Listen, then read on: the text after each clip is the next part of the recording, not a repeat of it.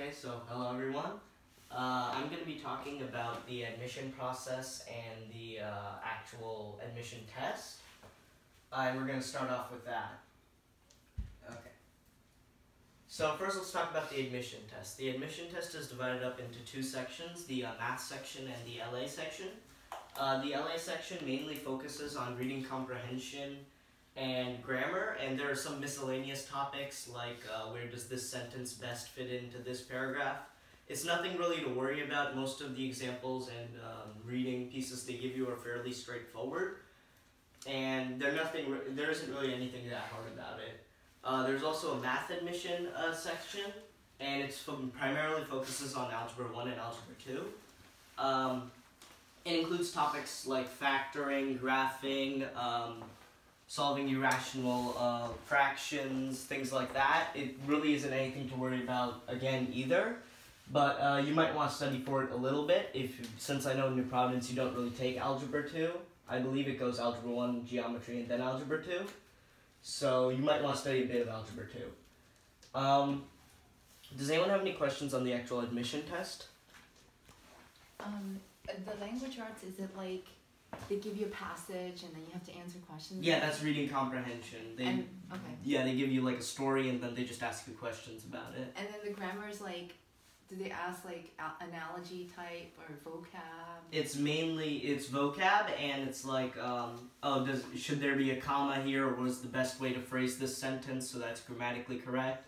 Things like that. So you do need to know it's not all incorporated in the, because I've seen how some tests are like passages, and then you answer. Even the grammar and the vocab is based on the reading passage, but that's not like this. This is more like no. separate. They give you different passages for each section almost. And yeah, in the grammar and the reading comprehension, they don't blend in. There's like a separate section on reading comprehension and a separate section on grammar, and the same thing for math. The questions are kind of grouped together in what you do with them. So nobody else has any questions? Could you share this deck later? Yeah. Do they, for math, do they go back further, like, asking you questions that you might have learned and forgotten in like 5th and 6th grade? No, nothing like that. It's mainly like factoring, things that you would use later on in later math, not like random questions that are like one-time things. Okay. Yeah. So mostly 8th grade, yeah. Okay. And if you are in an advanced math, a bit of a 9th grade, because they want to validate logically that how good you are into currently what you do, and a tiny bit of how advanced in case if you are, right? Yep, there isn't any geometry on the test. You don't need to worry about that. Any more questions about the admission test? So, No? if they have different preferences,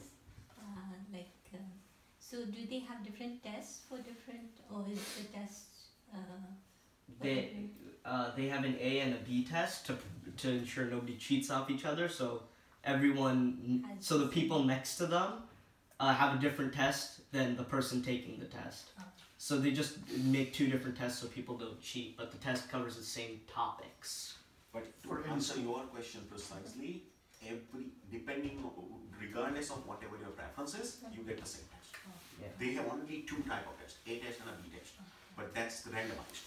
So depending on whatever school you are, the only additional thing that you should mention is the APA. That's something exceptional, right?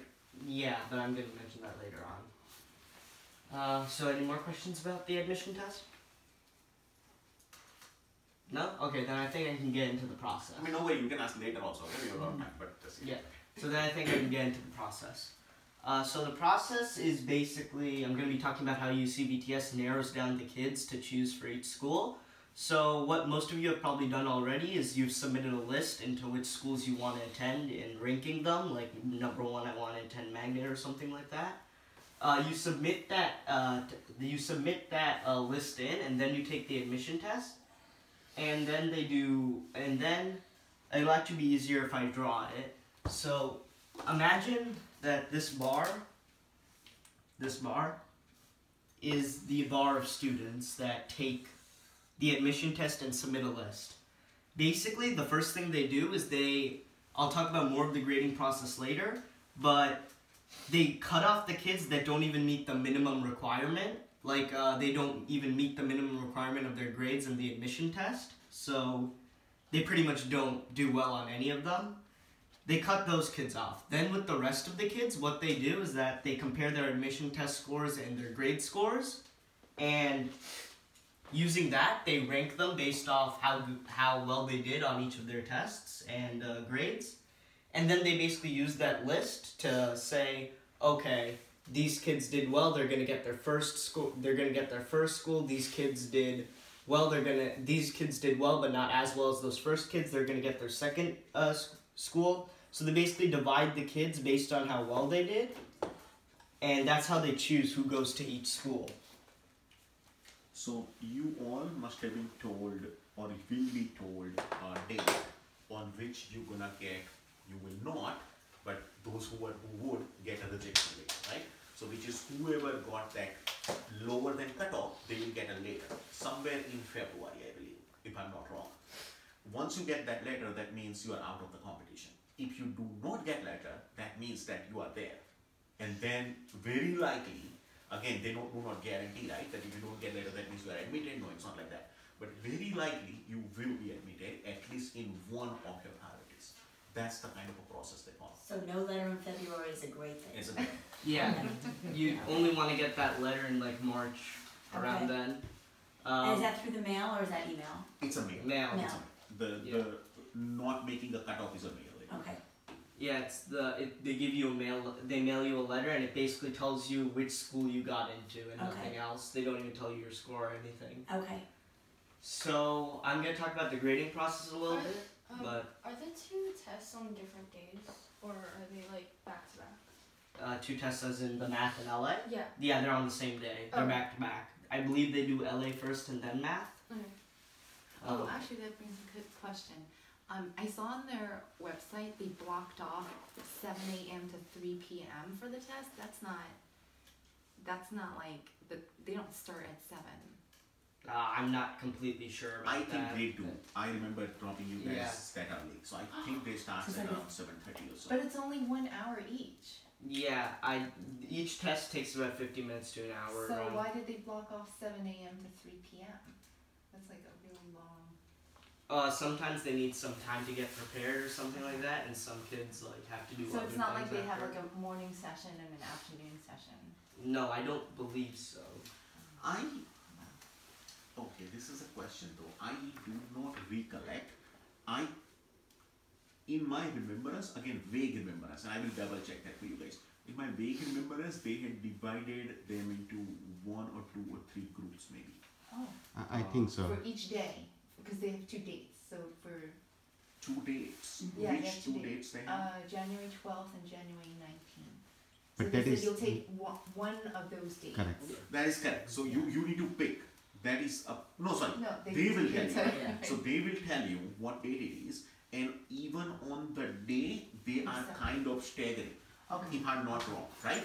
So what they would do is they would get a bunch at 7:30, and then remaining bunch at around 9:30, and likewise. That's what my remembrance. Yeah, I think it is. That's how.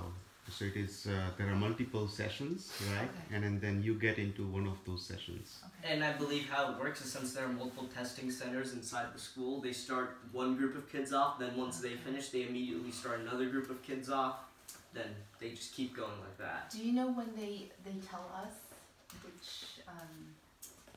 time, you know? Probably should have been emailed to you. Not yet. Yeah, that hasn't.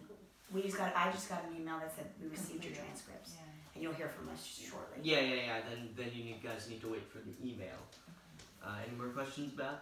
And it's completely okay. So when you have, because it happened to us.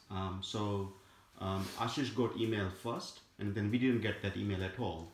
And then finally my wife followed up with them to see that what's going on with Gyan's schedule, right? So there are times where there is some inconsistency when everyone gets email, right? So it's completely okay to actually send an email, because you always have that contact email. Yes. And then they are very responsive, right? So they would just respond you back right away, Okay. right? So Great. So yeah, I think as an example, if if some of the people you know got an email and you did not, maybe wait for a day max, and then Okay. second day just it's a good idea to kind of remind. Okay, Yeah.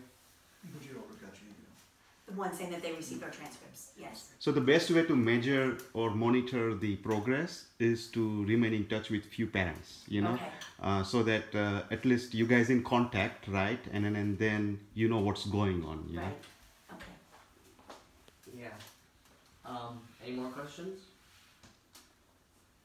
Okay, so I'm going to talk about the grading process now. So how the grading process works is that there's actually a doc on the UCVTS website. I'll show you it later. And basically it details how they grade your grades and how much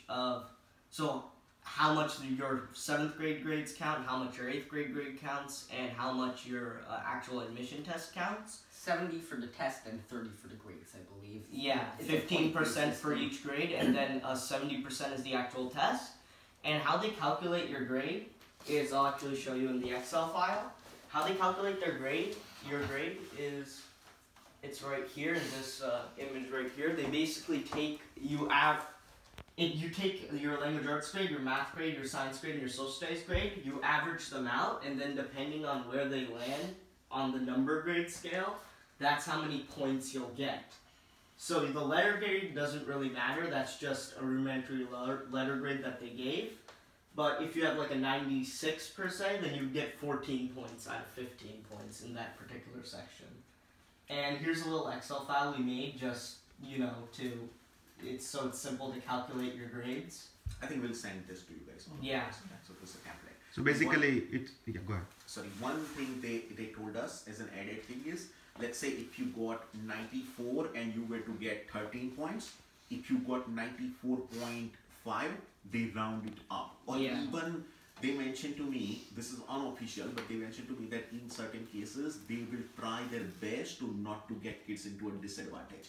They always go for an advantage. So, Okay. you know, indirectly over the phone, one of them told me that even if somebody would get 94.2, they will round it up. Okay. Okay. That's good to hear. So, Yeah. so do you want to a little bit explain the template? Yeah. So, that's what I was gonna do. So basically you enter in your grades here. I'll show you just a little bit later, but basically you enter in your 8th grade marking period 1 grades for language arts, math, science, and social studies, only the number grade, and then you do the same thing for the 7th grade. And it'll give you your average of all your grades and the UCVTS admission score from 0 to 15. So if I were to, let's say, put 100 in all of these, And you know that they consider it's only 4 subjects, right? Not all the subjects. tells you got a 15. So basically you just enter in all your grades and it'll tell you what your UCVTS admission score is. Okay. So what if, do you know, I mean, this is a unique situation. What if, like I mentioned to you, she only received letter grades for the 7th grade? Would we just put in the rating numbers? In Power School, they give you the number grade. She was not here See, last year. my-